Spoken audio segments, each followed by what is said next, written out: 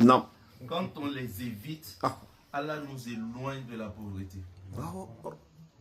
Et ces trois choses-là, on a l'habitude souvent de le faire, de les faire. Non. Et on néglige ces choses-là, on ne les considère pas.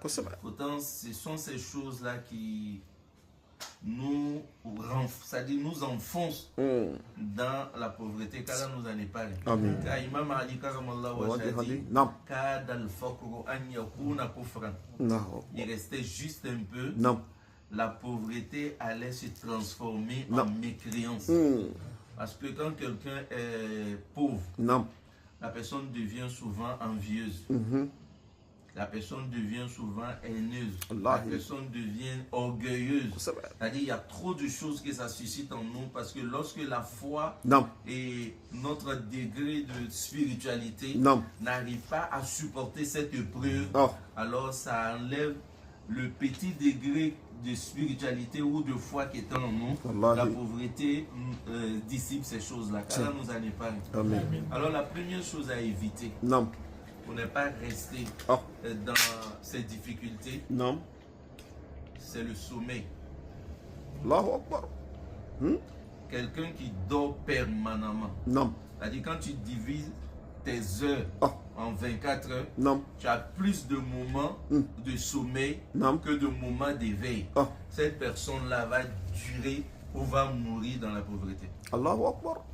J'espère que vous avez bien compris. Quelqu'un qui dort trop, il faut éviter. Ayez la force sur le sommeil. Ne laissez pas le sommeil vous dominer à tout moment.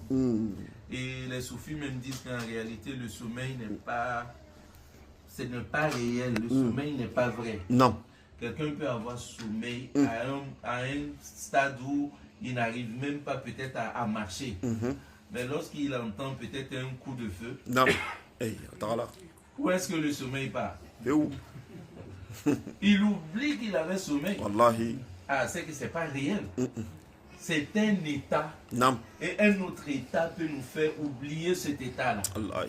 Et c'est pourquoi on dit, lorsque vous prenez le chapelet, pour ne pas avoir sommeil sur le chapelet, pensez à la mort, pensez à la tombe, pensez à tout ce qui peut vous arriver, et dites-vous, si je laisse le chapelet en ce moment, qu'est-ce que je vais aller faire qui vaut mieux que ce chapelet-là?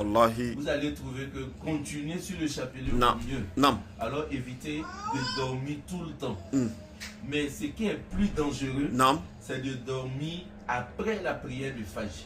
Alors ça, c'est encore plus dangereux.